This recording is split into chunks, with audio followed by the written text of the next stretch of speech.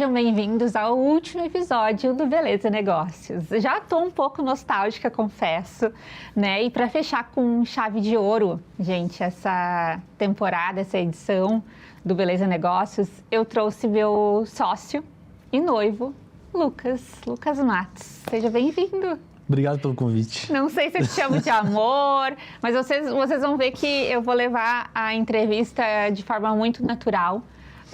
Porque não tem como fingir ser algo que a gente não é, né? E a gente trata sobre negócios naturalmente, né, amor? É isso. Então, eu decidi trazer o Lucas aqui porque quem fica no palco de toda a Casa ND sou eu, mas quem trata muito dos bastidores de todo o nosso negócio é o Lucas. E, bom, não tem como falar de Casa ND sem falar do Lucas, porque ele faz parte desde o início, né, do meu sonho. Então, eu acho que a primeira pergunta que eu posso fazer para ti é: onde começou a tua carreira? Hoje vai ser um pouco difícil, né? Uhum. Que nem a Natália comentou, não foi fácil me convencer a vir aqui, mas como eu aceitei o convite, eu prometo que eu vou tentar falar um pouco do que a maioria das pessoas não sabem. Uhum. Então, bom, para falar da carreira, acho que eu tenho que falar um pouco sobre quem é o Lucas, na verdade, desde o começo. Dá para dizer que eu tive uma infância bem diferente, até porque o Lucas começou não sendo o Lucas, que eu tive outro nome por alguns meses. Então, bom, como é que eu vou dizer um pouco da minha história? Minha história começou, na verdade, com meu pai esperando o meu irmão, ou seja, sabendo que ia ser pai, só que eu cheguei pronto. Então, apareceu minha mãe biológica na casa dos meus avós e disse: ó, esse aqui é o teu filho. E meu pai disse: não, acho que não é. Ela disse: não é. E acabou que era. Então, a minha mãe biológica não tinha condições de me cuidar na época. Ela já tinha outro filho também, mais velho que eu. E entendeu que o melhor para mim seria ser cuidado por outra família, no caso, a minha família paterna. E naquele momento, meu pai também, enfim, ainda não estava pronto para ser pai. E meus avós, principalmente minha mãe, que daí no caso foi minha avó, mas minha mãe, ela queria porque queria me pegar. E o meu avô, já eles tendo quase 70 anos, ele dizia: não dá, não é possível isso acontecer. E isso levou em torno de 2 meses, esse convencimento para conseguir convencer o meu avô a me pegar, no caso, a me criar. Inclusive, tem uma vez que eles chegaram a ir na casa onde eu estava e lá ela teve certeza que eu era filho do meu pai, porque ela disse que eu era igual. Uhum. Então, ali se confirmou. E aí meu avô chegou e falou: tá, mas como é que a gente vai fazer? A gente não tem nada, enfim, não tem roupa, não estamos preparados novamente. Ela: não, já cuidei de tudo. Nesses 2 meses, ela já estava falando com todos os vizinhos para conseguir roupas, enfim, já usadas, para quando ela conseguisse convencer, eu ir para casa dos meus avós. Então, foi assim que daí meu nome, que era passou a ser outro, que daí Lucas, que daí ela realmente decidiu que meu nome seria Lucas, porque ela tinha já um negócio com os L's no nome, Então foi um complemento, virei quase que um quarto filho deles.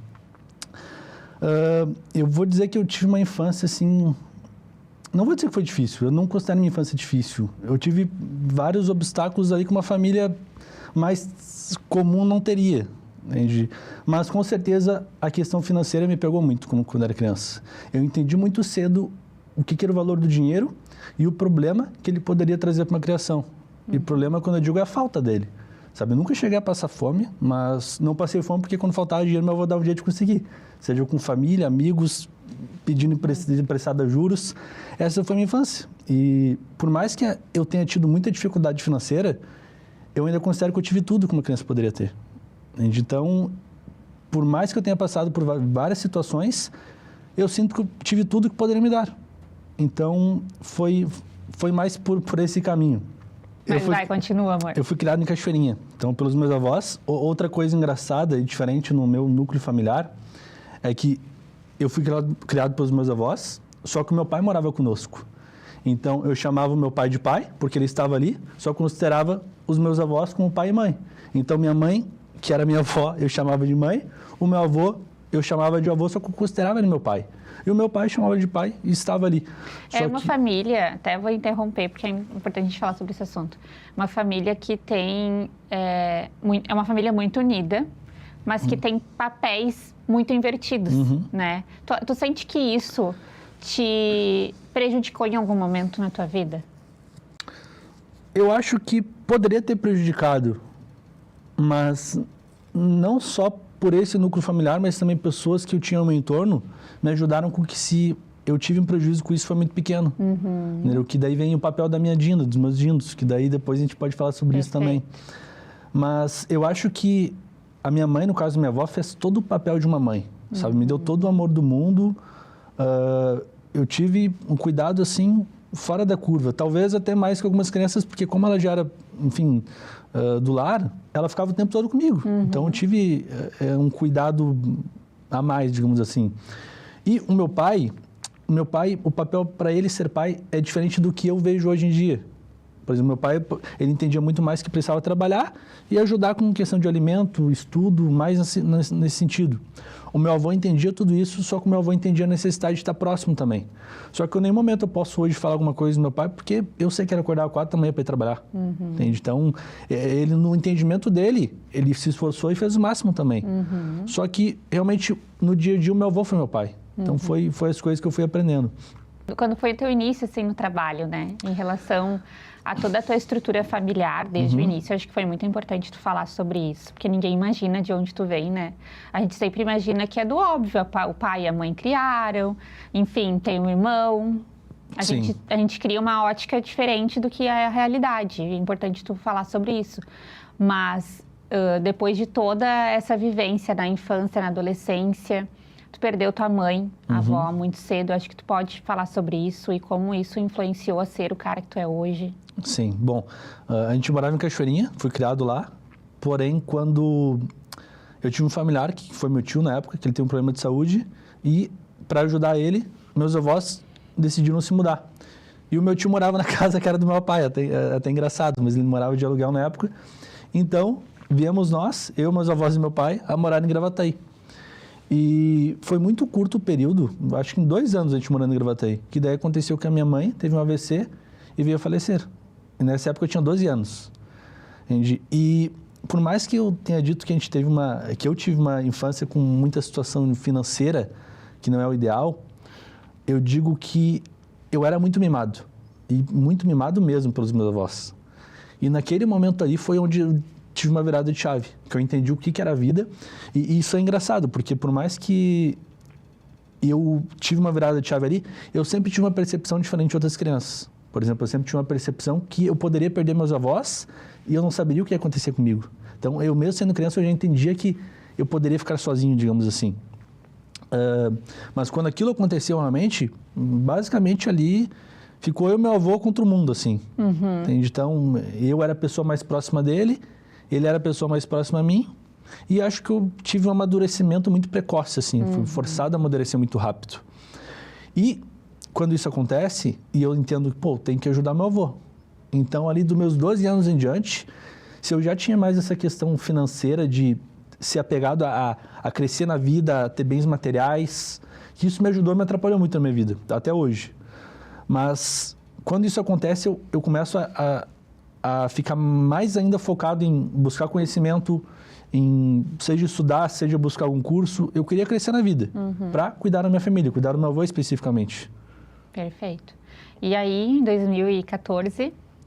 Aí, em 2014, a minha vida mudou completamente. Que daí, para completar ali o ciclo, foi quando eu perdi meu avô. E realmente eu perdi meu avô no momento que, por mais que, mesmo quando criança, eu disse que, eu já esperava que isso pudesse acontecer, que fosse um ciclo natural da vida e que eu tivesse que me virar de alguma forma. Porém, quando eu perco meu avô, foi no momento que eu imaginei que eu nunca perderia ele naquele momento. Porque eu tinha recém me formado no ensino médio, tinha recém conseguido tirar a carteira de motorista. Então, meu único objetivo era comprar um carro para levar meu avô para os lugares. Era o que eu pensava. Que daí depois eu ia conseguir entrar na faculdade ou algo do tipo e que a minha vida ia por outro caminho. Entende? Mas naquele momento ali, como meu avô já estava doente por alguns meses, o meu avô era muito independente. Então, por mais que ele estivesse muito doente, não parecia que ele estava com câncer, no caso, como ele estava. E quando aquilo acontece, que foi bem na época que eu conheci a Natália também, aí a minha vida mudou totalmente, assim. Se eu tinha um foco na época, aquele foco por algum período se foi, porque eu realmente não conseguia mais enxergar um sentido para minha vida naquele momento. Então, isso foi, acho que o momento mais impactante negativamente de toda a minha vida até hoje. Sim, porque tu perdeu teu alicerce, né? Tua base. Perdi meu objetivo. Entende? Quando eu falo objetivo, é aquilo que a gente tem, às vezes, de acordar de manhã e ter uma inspiração, ter, às vezes, que a gente não consegue fazer por a gente, mas que a gente consegue fazer por alguém. Que em muitos momentos da minha vida foi mais fácil eu levantar da cama e buscar... Por outra pessoa? Por outra pessoa do que por mim. Então, naquele momento, eu perdi tudo. Sim, eu lembro. E, bom, após essa perda, assim, que eu sei que foi muito, muito impactante, muito triste, eu lembro como se fosse ontem, tu teve teu primeiro emprego? Na verdade, foi durante. Foi durante? Foi durante, porque quando meu avô estava no hospital, já internado, foi quando eu consegui um emprego que, na verdade, era no familiar do meu Dindo. E, pô, eu já fazia tempo buscando a primeira oportunidade, seja com estágio, eu queria trabalhar, queria ter uma fonte de renda ali, até para mostrar, pô, já estou conseguindo me virar sozinho. E naquele momento, eu fui convidado para trabalhar como auxiliar administrativo. Eu falei, Lucas, preciso de alguém para emitir nota, cuidar ali da questão do estoque, não sei mexer no computador, o dono da empresa falou, preciso do braço direito, quero que seja tu. Pô, tô dentro. Só que em alguns momentos preciso também que tu faça o resto, que quebre uns galhos ali. Tu vista a camisa. E que tu vista a camisa. Eu sentia que teria uma oportunidade que eu nunca tive. E aí comecei. Só que nesse começo era uma distribuidora de ração, 95% do tempo que eu fazia era descarregar a ração. Descarregar a carreta, muitos dias ali, quando meu avô ainda estava internado, eu lembro que eu ficava descarregando ração das 9 da manhã ou antes até 6, 7 da noite. Foi bem na época que teve questão do Paraná, que trancava as carretas. E aí quando chegava, às vezes chegava tudo junto, então eram vários dias seguidos para descarregar. E aí eu lembro que a minha rotina nesse período foi sair que eu ainda ia de bicicleta trabalhar, né? Que eu não queria gastar com passagem, então eu guardava o dinheiro da passagem para aumentar meu salário. Então eu ia de bicicleta trabalhar, que eram em torno de uns 6 quilômetros mais ou menos. Aí no meu almoço eu ia almoçar na minha tia, que ela me dava almoço, então eu guardava o dinheiro do almoço também. Então eu pedalava mais uns 2 quilômetros para ir almoçar, depois voltava. Então essa é a minha rotina. Depois ia embora e me arrumava, pegava ônibus, porque eu tinha o curso, nessa época eu comecei a fazer o curso técnico de informática. E entre o intervalo do meu trabalho e o curso, eu ia ver meu avô, alguns minutos no hospital. E depois que eu saía do curso, eu ia ver ele de novo. Em alguns momentos eu dormia lá, porque a gente se revezava na família. Mas foi alguns meses assim, até o momento que ele veio falecer. Sim. E quando foi que tu conseguiu teu primeiro emprego na área financeira? Aí, na verdade, foi todo um processo, né? Porque eu estava trabalhando já na distribuidora de ação e depois que eu fechei um ano, até o segundo eu já estava naquilo, não estou sentindo que as coisas estão andando como eu preciso, não é isso que eu quero para minha vida. Eu estava nesse momento. E aí, um pouco antes de fechar 2 anos, eu consegui uma bolsa na faculdade de administração. E foi bem quando eu já estava para pedir para sair, que eu queria, se eu comecei a estudar administração, eu quero aprender assim, senti que eu não estava aprendendo nada mais no lugar que eu estava. E nesse momento, foi onde, quando eu ia pedir para sair, a empresa fechou. Então, eu tive sorte, porque daí recebi minha rescisão, tudo, e comecei a procurar emprego de novo. Aí, alguns meses depois, eu fiz uma entrevista na Quero Quero, que é a matriz não é na loja Quero Quero, né, que tem, mas na matriz da Quero Quero, que a ideia era trabalhar alguma área administrativa, que eu não tivesse que descarregar nada. E aí, consegui, depois de umas 2 ou 3 entrevistas, entrar na Quero Quero. Na primeira, eu fiquei como se fosse uma lista de espera ali, gostaram de mim, mas acharam outra pessoa melhor. Então, eu entrei para uma vaga que não foi para Quero Quero, mas para o cartão de crédito da Quero Verde Card. Que daí foi minha primeira experiência com serviços financeiros, onde eu comecei a entender como as coisas funcionavam. No caso, o meu papel era ajudar os promotores a vender o cartão de crédito para os lojistas, para fazer aceitar o cartão de crédito da Quero Quero. Foi minha primeira experiência realmente com serviços financeiros. E tu gostou? Aprendi muito mesmo, entendi o que era uma empresa grande, com centenas de funcionários, o que era processo, que não podia fazer o que eu queria, dependia de outro setor. E assim, tu não te acomodou nesse teu emprego, né, da financeira, logo tu já foi atrás para entrar numa instituição financeira com mais renome, digamos assim. Sim. eu quero muito que tu conte essa história, porque eu acho que ela diz muito sobre a tua pessoa. Sim. Assim como na Quero Quero eu não consegui entrar no primeiro momento que eu tentei, eu cresci escutando o meu avô falar sobre como trabalhar em banco deveria ser bom. Pô, trabalhar no ar-condicionado, ganhar bem. Então, aquilo para mim sempre era um sonho. Sonho realmente muito distante, mas era um sonho. E, quando eu estava na Quero Quero já completando um ano, eu entendi que eu também estava começando a chegar num limite, assim. Que eu não ia ter a oportunidade que eu gostaria. E que, por eu me sentir sozinho naquele momento, eu senti que eu não tinha tanto tempo como algumas pessoas teriam para esperar. Quando isso aconteceu, eu lembro que eu tive uma conversa com a minha gestora até que eu cheguei e falei, e foi uma baita gestora, e onde eu entendi o valor que tem quando um gestor realmente é claro para o funcionário. Que no caso ela disse, Lucas, realmente eu sinto que talvez tu tenha poucas oportunidades aqui e acho que se tu tiver alguma coisa fora e for melhor para ti, tu tem que aceitar. Só que aí vem todo um percurso que já levava anos, porque as pessoas sabem que eu trabalhei em banco, mas não sabem que eu fiz várias entrevistas para entrar em banco. Eu tentei trabalhar em outras 3 instituições financeiras antes de entrar no Itaú. Então, eu sempre ficava naquela lista de espera, ou por não ter certificação, mas eu sempre tentava. Aí até que um dia eu estava na Quero Quero, e eu lembro que, preciso achar outra coisa, preciso de uma nova oportunidade. E eu estava olhando no site de vagas. Eu vi, vaga de estágio no Itaú. Aí eu, lembrava que tinha umas 3 agências do Itaú e uma era na frente da Quero Quero. Não custa nada. Meu almoço foi ali perguntar. Aí chegou meu almoço, fui lá, entrei na agência, olhei para os lados, com quem eu falo? Aí estava vindo uma pessoa, um senhor lá do fundo da agência, eu parei ele, eu perguntei, aqui que tem vaga para estágio?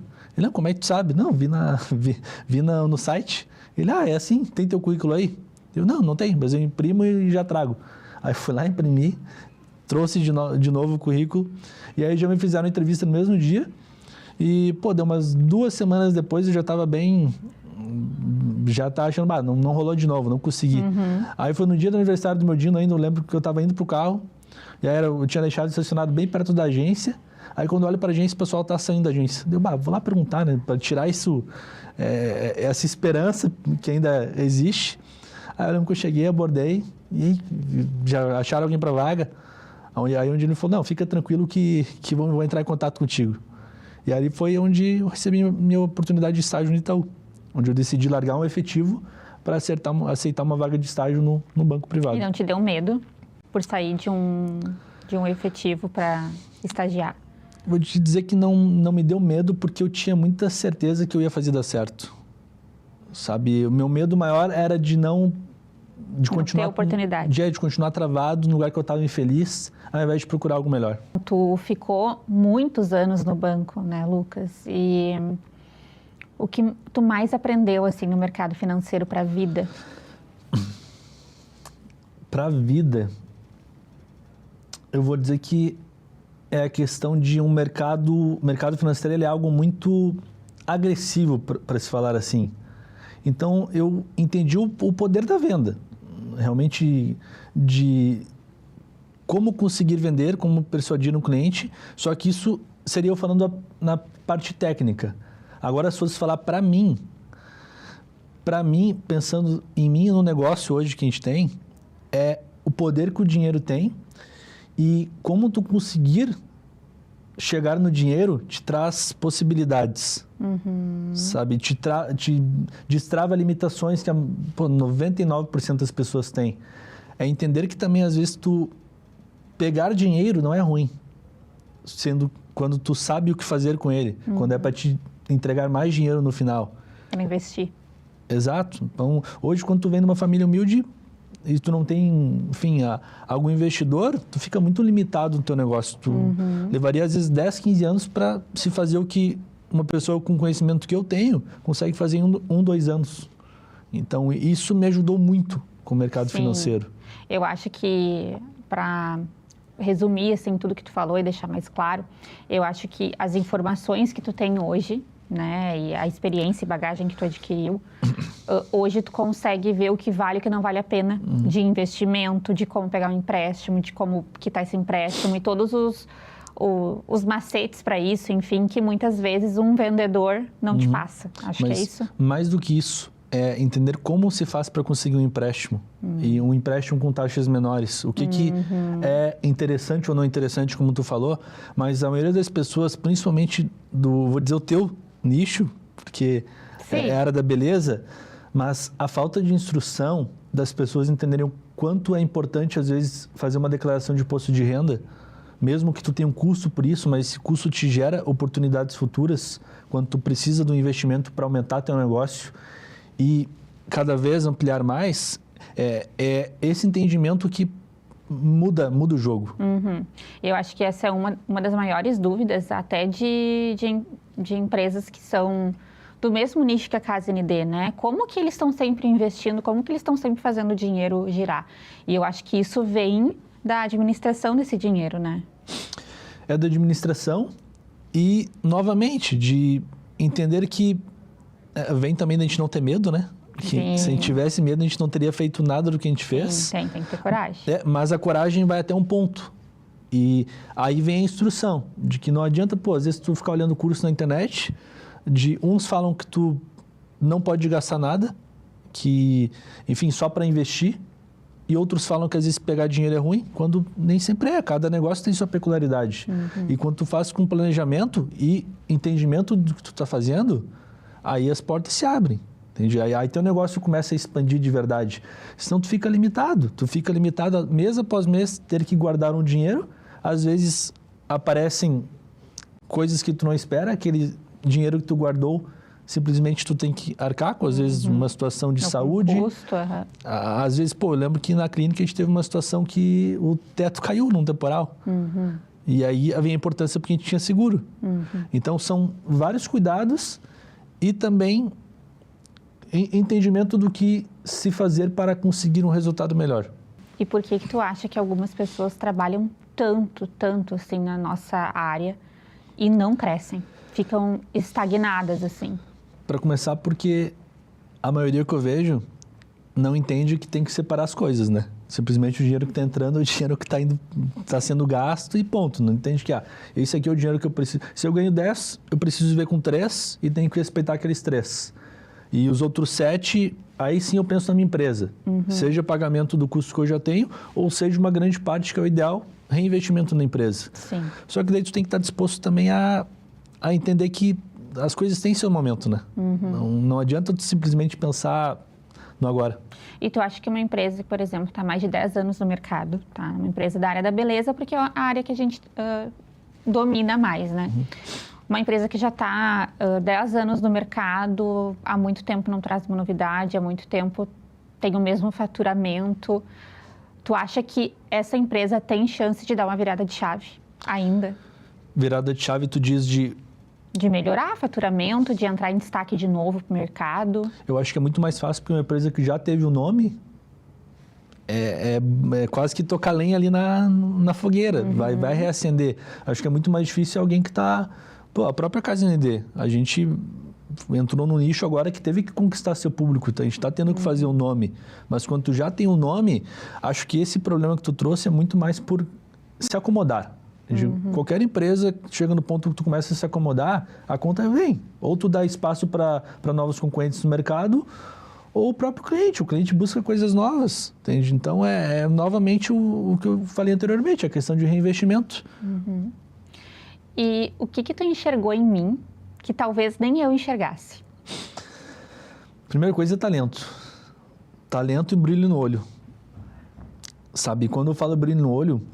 fiquei ali 10 anos no mercado financeiro, só que no começo eu amava o que eu fazia, só que eu amava o que eu fazia muito mais porque eu ainda não tinha tanto entendimento do que eu fazia e do impacto que o meu serviço causava na vida das pessoas.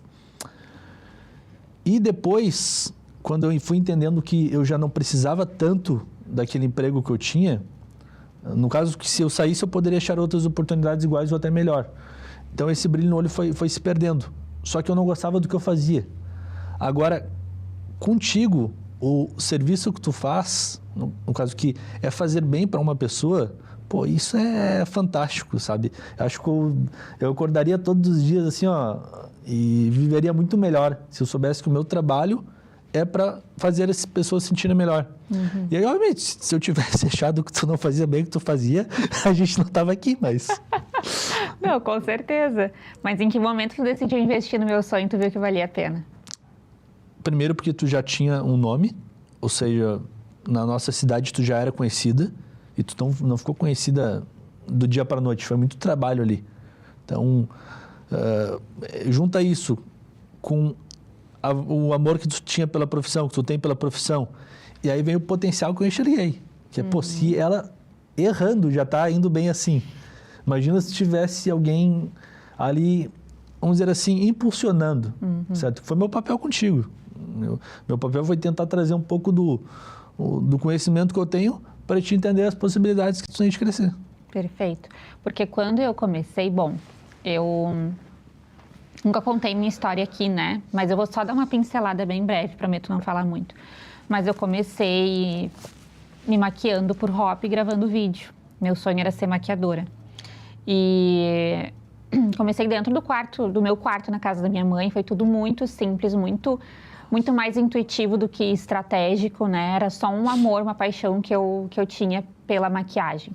E aí comecei me maquiando, gravando vídeos, com isso foi surgindo uma demanda para clientes e eu comecei a atender tanto a domicílio, né? Eu ia de Uber, na época até de táxi, ou às vezes minha mãe me levava, enfim, o Lucas já me levou inclusive para atender lá atrás, no nosso início de relacionamento, quando eu nem era maquiadora ainda. E aos poucos eu fui me aprimorando, né? Eu fui tendo mais procura, eu fui, enfim, profissionalizando um pouco mais. Mas sempre fui muito amadora, muito mais intuitiva do que realmente estratégica. E isso, vou dizer para vocês que me fez aprender demais, mas me limitou muito em vários processos, inclusive de crescimento, né? Então, trabalhei já para uma outra empresa da área, me mudei de cidade, morei 3 meses fora, trabalhei 4 meses nessa empresa e foi aonde virou, né, a chave para mim. Foi quando eu decidi voltar para Gravataí e fazer meu nome no mercado da sobrancelha. Então, eu já tive alguns caminhos assim alternativos que eu tentei fazer para fazer com que eu me enxergasse como profissional. Porque eu amava tanto o que eu fazia com tanto gosto, mas eu não conseguia profissionalizar aquilo. E quando chegou o Lucas na minha vida, eu estava com uma sala comercial onde eu atendia. Tinha um projeto para fazer nessa sala, né? Um projeto arquitetônico e ia ficar lindo. Mas quando o Lucas olhou aquele projeto e ele achou demais, ele falou assim, quanto tu vai investir nisso? Eu falei, eu acho que eu vou investir uns 30 mil. E aí eu lembro até hoje, ele falou assim, e quanto tu vai lucrar com isso? Aí eu não sabia. Porque eu não tinha ideia dos meus números. Eu só queria melhorar a estrutura, eu só queria fazer mais cursos para me aprimorar tecnicamente, mas eu não tinha ideia do meu negócio, não tinha ideia do meu potencial, não tinha ideia dos meus números, não tinha ideia de nada. E aí ele, junto comigo, começou a estruturar e ele falou assim, teu sonho não é abrir uma clínica? Então é mais fácil a gente esperar mais uns meses, juntar mais dinheiro e aí tu abrir a clínica. E eu, não, mas não tem como, é muito grande. Aí juntos a gente começou a procurar salas para alugar, enfim, tudo. E tiramos do papel a ND Clinic, né, que ficou aí no mercado há alguns anos. Acho que deu 3 anos de empreendimento, né? Casa Dias. Hã? Natália Dias Clinic. Natália Dias Clinic, isso. E, bom, aquela nossa primeira empresa, digamos assim, o Lucas ainda trabalhava no mercado financeiro e quem cuidava era eu. E, de novo, muito intuitivo. Por quê? Porque eu não tinha um conhecimento administrativo, não tinha... Enfim, era eu e meu sonho tentando realizar de todas as formas. E o Lucas sem tempo para trabalhar comigo, né? E aí veio a Casa ND, que daí foi onde tu apostou todas as fichas. E para quem tem muita dúvida de como é a nossa sociedade, né? Que eu dei uma guinada depois do meu relacionamento com o Lucas. Isso ficou muito, muito óbvio para as pessoas, né? Porque a gente sempre se apoiou muito. Mas, diferente do que muitas pessoas pensam, o Lucas não veio e me deu dinheiro para investir. Eu não tirei ele da empresa porque eu queria ele como meu capacho, digamos assim, né? Uma decisão minha. Hã? Foi uma decisão minha. Foi uma decisão dele. Então, eu acho que juntos nós compartilhamos nossos conhecimentos e acreditamos no nosso futuro juntos. Eu acho que o que a gente está fazendo é muito mais uma questão de deixar um legado, de melhorar a vida das pessoas, do que só para o nosso bolso ou para a nossa satisfação por ego ou algo do tipo. Então, eu poderia muito bem trabalhar sozinha, né? Eu teria meu faturamento, teria muitas vezes até um lucro maior do que eu tenho hoje, trabalhando com muita gente numa estrutura muito grande. E o Lucas decidiu largar hoje o mercado financeiro para poder cada vez mais entregar o conhecimento dele, o potencial dentro do próprio negócio dele. Então, Lucas, eu te pergunto, o que tu viu no projeto da Casa ND antes de se tornar Casa ND? Sabe que nos últimos meses, né, com todos os obstáculos que a gente teve e temos, mas assim como no início da minha carreira eu não me achava uma pessoa comercial, por mais que muitas pessoas me falassem que eu era, depois eu fui entender que eu era. Eu, por muito tempo, também relutei em me ver como empreendedor, sabe? E nesses últimos meses, um ano, principalmente com o Casa ND agora, eu vi que o brilho no olho que eu tinha quando eu comecei no mercado financeiro e foi se perdendo, na verdade, o brilho no olho que eu tenho empreendendo. Que se fosse perguntar para mim, pô, qual a tua maior qualidade? Eu acho que é resolver problema, eu buscar solução. E às vezes, e normalmente eu crio meus próprios problemas, essa é a verdade. Mas acho que é por aí, sabe? E só para não passar desapercebido também, mas é muito importante pontuar. Mas se fosse só nós dois, a gente não teria conseguido, sabe? Tem muitas pessoas na volta, tua família, a minha família, aproveitando para falar, pô, meus vinhos mudaram muito a minha vida. E a Paty, que hoje é a nossa gerente, a Paty trabalhou por anos em empresas gigantes, fez pós, então foi toda a minha inspiração para buscar mais estudo e entender que era possível mudar de vida através de conhecimento, com faculdade ou curso, o que fosse. E o Delhão Meldindo, ele sempre foi... Acho que o Delhão foi quem me ensinou a ser mais ambicioso que eu já nasci sendo, sabe? Ele me mostrou assim, que eu não precisava me contentar com pouco, que eu poderia querer o que eu quisesse.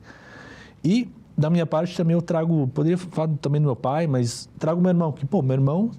O que eu pedisse para ele, eu saberia que eu poderia contar com a ajuda dele. Então, quando a gente tem no nosso ciclo ali pessoas que realmente... A gente sabe que se der alguma coisinha um pouco errada, vão estar ali do lado para tentar segurar nossa mão. É isso que faz dar certo. A gente tem uma base, um privilégio, né, muito grande, assim, com a nossa família. Nossa família sempre nos apoiou muito, sempre acreditou nos nossos sonhos. Até hoje é assim. Isso é muito, muito lindo de ver, assim. Eu me sinto realmente muito abençoada, muito privilegiada pelas pessoas ao meu redor. Qual foi o momento que tu acha que foi mais difícil da nossa trajetória até agora? Poderia citar 2. Eu acho que a clínica foi muito difícil, porque eu não estava contigo. Então, tu atendia que nem uma maluca o tempo todo. E então, não tinha gestão. Eu não conseguia porque estava longe, tu estava atendendo e não tinha uma pessoa realmente para fazer isso. E aí, agora a casa, que a gente já sabia que seria difícil, mas está sendo muito mais difícil do que a gente imaginava. Porque, pô, quando envolve uma estrutura de 500, 600 metros quadrados e as pessoas só estão aumentando, a equipe só aumentando, aí vem o dia a dia também, né? A gente está aprendendo no dia a dia. Então, tem problemas que acontecem agora que não vão acontecer no futuro. Porém, é tudo aprendizado. Mas, novamente, a questão financeira acaba pegando porque quando tu vem uma família humilde, as coisas são mais difíceis. Então, se fosse fácil, todo mundo faria. Verdade. E o que as pessoas não veem por trás do nosso negócio, não imaginam? Os embates, as degladiações. As intrigas. As intrigas. Pô, a gente sempre, se é pra ter briga, a gente briga em ambiente separado. Mas tanto eu e a Natália quanto a Paty junto, pô, a gente tem opiniões bem diferentes. Às vezes. A gente é 3 opiniões totalmente diferentes, porque tem vivências diferentes também. Então, pô, a parte é RH total. Aí vai pensar muito sempre na pessoa, também no cliente final. Tu pensa muito ali na visão do profissional e eu penso mais no negócio. E a gente tenta juntar tudo e fazer dar certo. Mas acho que a gente está aprendendo a ser melhor um casal empreendedor. Não é fácil, certo? Acho que por muito tempo a gente pensou assim, pô, acho que o melhor é trabalho, saiu do trabalho, acabou o trabalho. Não tem mais que falar de trabalho. Chegar em casa e não fala mais de trabalho. Exato, só que cada vez mais a gente vê que não é possível isso. E principalmente não é possível por causa de mim, porque realmente eu gosto de falar de trabalho. É algo que me motiva durante o dia a dia. Eu, às vezes, tenho umas ideias do nada. Às vezes é 11 da noite ou mais. Se a Natália já está dormindo, eu estou mandando mensagem para ela lendo quando acordar. Então, eu cada vez mais entendo que eu não consigo mudar esse meu jeito de ser. E acho que uns meses atrás, quando a gente estava tentando fazer diferente disso, acho que estava sendo até pior. Então, acho que a gente está chegando no nosso jeito de fazer as coisas darem certo. Verdade. E assim, a gente tem opiniões diferentes, mas nós temos a mesma visão e os mesmos valores. Isso faz com que a gente consiga ter uma cultura, né, da nossa empresa, assim, muito forte. Porque a gente pode debater muitos assuntos, podemos ter opiniões divergentes em muitas vezes, mas o objetivo daquela discussão e tudo mais é sempre o mesmo, que é sempre priorizar, assim, o nosso cliente, o bem-estar das nossas colaboradoras, trazer lucro para a empresa. Então, a gente olha para as 3 frentes, né? Sempre cliente, colaborador e negócio, para tentar tomar a melhor decisão. Então, os valores, eles não são divergentes, as opiniões são. E isso que tu falou, né, sobre a gente ser um casal empreendedor, eu entrevistei muitas pessoas aqui no Beleza e Negócios e algumas têm relacionamentos com um sócio, né? E isso é muito diferente, é uma vivência muito diferente das demais famílias, digamos assim. Porque enquanto tu não vê o teu marido, tua esposa, durante o dia todo e tem a noite para conversar, a gente passa o dia todo falando só sobre trabalho e muitas vezes a gente chega em casa falando sobre trabalho. E por muitas vezes isso foi um problema no nosso relacionamento, por não conseguir discernir o que é um tempo de lazer, do que é um momento de falar sobre negócio e discutir sobre isso. Mas eu acho que hoje, mesmo falando sobre trabalho 24 horas por dia, eu acho que tem pautas do nosso trabalho que a gente sabe o limite do momento de quando a gente vai conversar. A gente não vai trazer um problema 9 da noite para a gente resolver. A gente gosta de falar de coisas boas, normalmente. Exatamente. Quando alguma colaboradora, enfim, consegue uma conquista, de coisas que nos motivam realmente, quando agregam no que a gente está fazendo, que a Natália mencionou de criar uma cultura para a empresa, criar um legado, é sobre isso, é onde a gente quer chegar. E qual tu acha que foi a decisão mais difícil que a gente já tomou como empresa? Entender que nem sempre o melhor para a empresa é o mais fácil. E o que eu quero dizer com isso?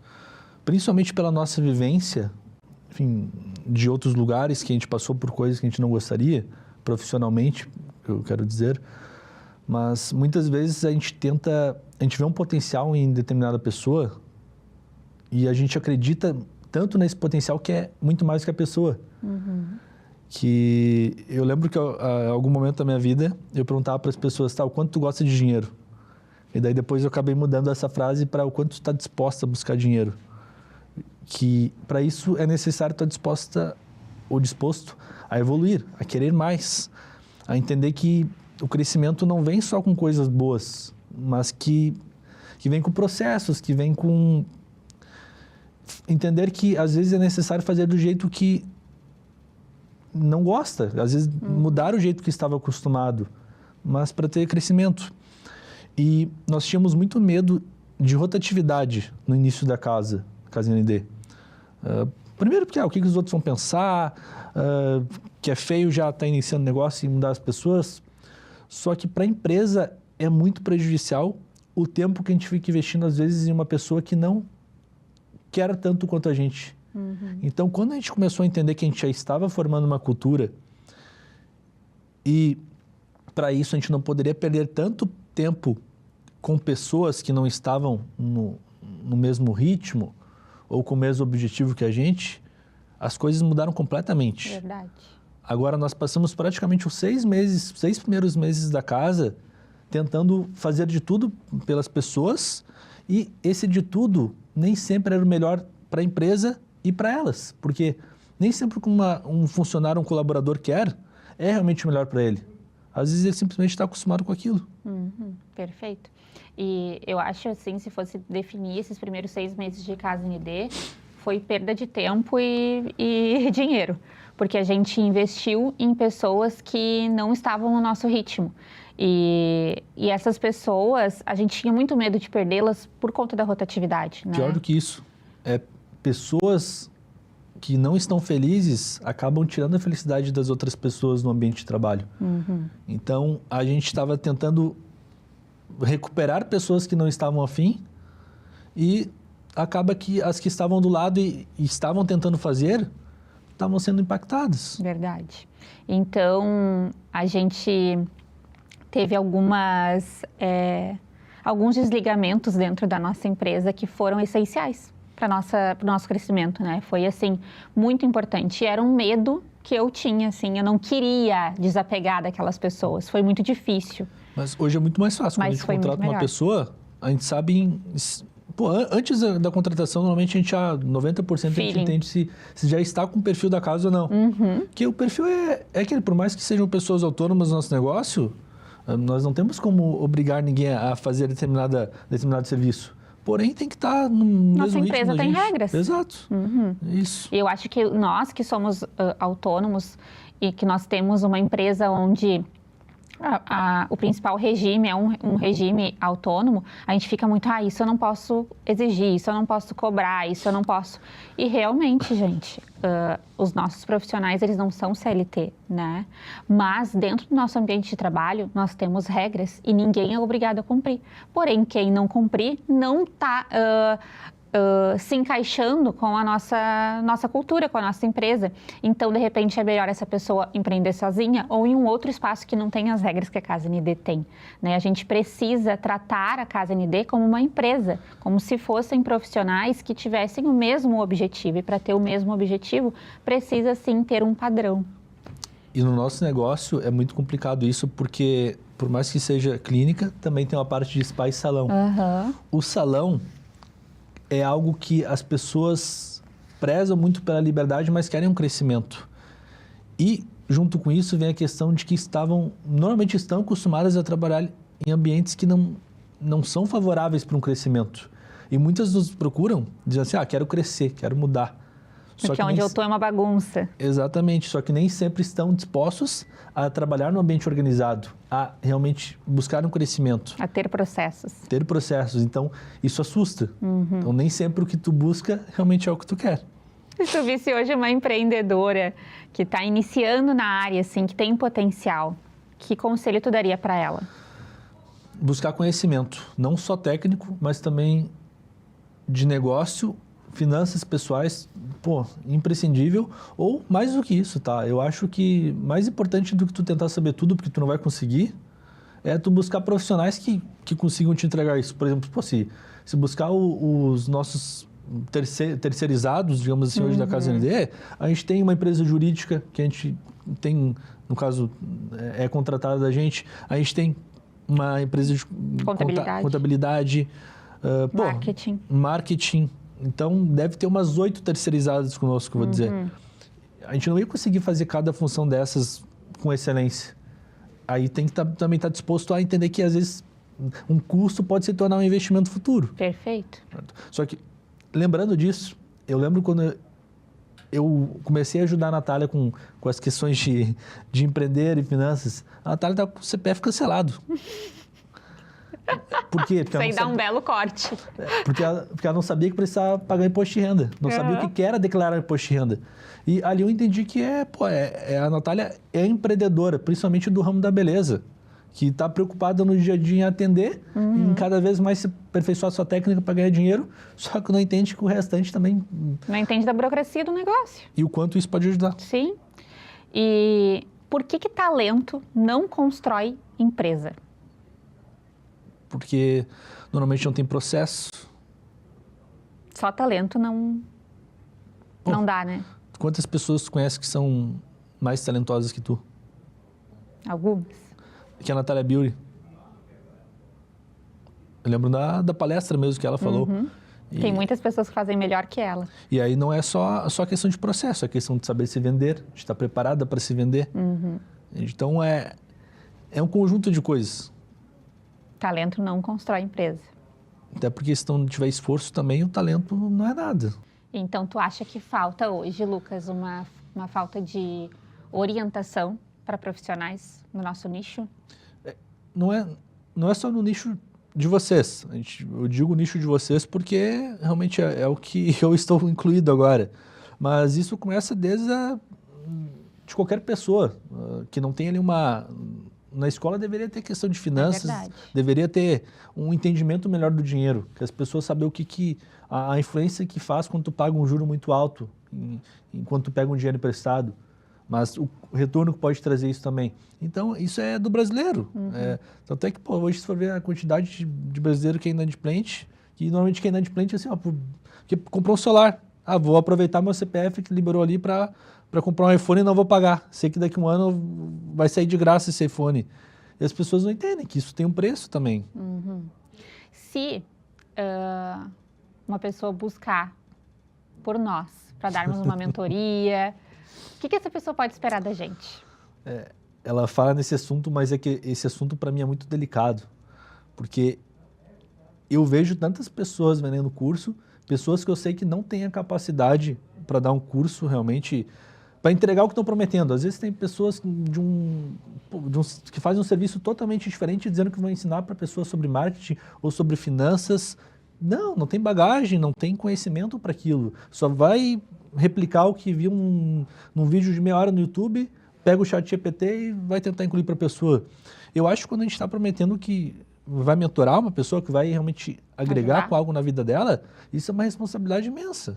Entende? Então, por isso que se for para a gente ensinar pessoas ou tentar ajudar no negócio, teria que ser algo muito alinhado, porque, por exemplo, eu ia ter que fechar minha agenda para determinadas situações, de entender o negócio dessa pessoa, de entender a empresa dela, de ter transparência para ela trazer os problemas para a gente e aí sim tentar buscar soluções. Mas não é simplesmente mais do mesmo do que tá por aí na internet. Simplesmente, porque quero aumentar meu faturamento, vou tentar começar a vender curso. Não, isso a gente se nega. Exato. Porque não faz parte nem dos nossos valores vender mentoria apenas para a gente ter esse retorno de volta e tentar ensinar. Não, a gente realmente quer ajudar, quer pegar na mão, entender a empresa, né? Então, é um projeto que eu estou desenvolvendo com muito carinho e que eu estou convencendo o Lucas e a Paty a iniciarem comigo, porque eu entendo uma parte do negócio, o Lucas entende outra parte, a Paty entende outra parte, e essas três partes juntas conseguem alavancar um negócio. E eu acho que eu vou finalizar o programa de hoje agradecendo, primeiro, por ter aceitado. Eu sei que tu não está acostumado, né, a ficar em frente às câmeras, a falar, mas acho que tu te saiu muito bem. Se esforçamos. Tu gostou? Começou mais difícil, depois começou a ficar mais fácil. Mas tu tá bem firmezinho, né? Tá rígido, te solta. Mas o Lucas é mais tímido, mais envergonhado, e eu sei que para ele foi um desafio, exato. Venceu esse desafio. E eu queria muito finalizar esse programa sendo com ele esse último episódio, porque, como eu falei no início, né, eu fico muito na tela, né, no palco. As pessoas veem muito eu na Casa ND, mas não veem ele, o conhecimento dele. Ele tem muito para mostrar. Eu acho que aqui a gente conseguiu dar uma pincelada sobre todo o conhecimento que ele tem, né? E eu quero aproveitar esse momento para agradecer a ele por ter mudado minha vida, né? Juntos aí nós estamos construindo um legado para a nossa família, para a família que a gente vai construir, estamos construindo juntos. Eu tenho muito orgulho do que a gente está fazendo e sou muito feliz contigo. Te amo. Te amo. E bom, gente, eu vou encerrar o programa de hoje muito realizada, muito feliz por ser o último episódio, porque essa temporada, né, Bom, o Beleza e Negócios, ele foi um desafio muito grande para mim, porque eu nunca me imaginei nessa cadeira aqui, conversando com uma câmera e tendo um programa de televisão. E então, quando eu recebi esse convite, me senti, nossa, muito lisonjeada, muito honrada, fiquei muito feliz mesmo. Mas confesso para vocês que, principalmente nas primeiras gravações, eu sentava aqui e ficava pensando, meu Deus, o que eu tô fazendo na minha vida? Eu não sei fazer isso. E eu sinto que com cada pessoa que eu entrevistei, foi um passo mais próximo desse desafio que eu decidi encarar, sabe? Eu estava encarando ele, cada programa foi uma barreira, assim, que eu estava desmanchando na minha vida. Então foi uma honra imensa apresentar esse programa para vocês, trazer as pessoas que eu trouxe, entrevistar elas, saber da história delas. Eu aprendi com cada convidado que passou aqui. Para mim foi uma experiência de muito aprendizado e eu me sinto muito feliz por isso. Quero fazer um agradecimento enorme à Deja Vu Professional, né? Nossa marca que foi parceira, enfim, desde o nosso primeiro contato com eles. E quando eles receberam o convite para patrocinar, e vocês podem ver que é o único patrocinador do nosso programa, a gente queria dar essa oportunidade também para a marca, porque ela já é nossa parceira na Casa ND. Então, a gente trouxe os produtos dele para que vocês conhecessem, né? Não é à toa que é uma marca que está em ascensão aí, né, no nosso país. Já está em diversos estados, já está em mais países também. É uma marca que eu acredito muito e que eu trouxe para vocês com muito carinho também. Então eu quero fazer um agradecimento imenso a essa parceria. E bom, essa temporada se encerra, nunca digo nunca, talvez um dia eu volte, mas no momento esse é o último episódio. E gente, muito obrigada por vocês, por terem assistido até aqui, né, o nosso programa. Obrigada por cada comentário, por cada incentivo, por cada participação. Vocês também foram muito especiais. Tá? Um beijo bem apertado em vocês, um abraço bem aconchegante e até um dia. Tchau!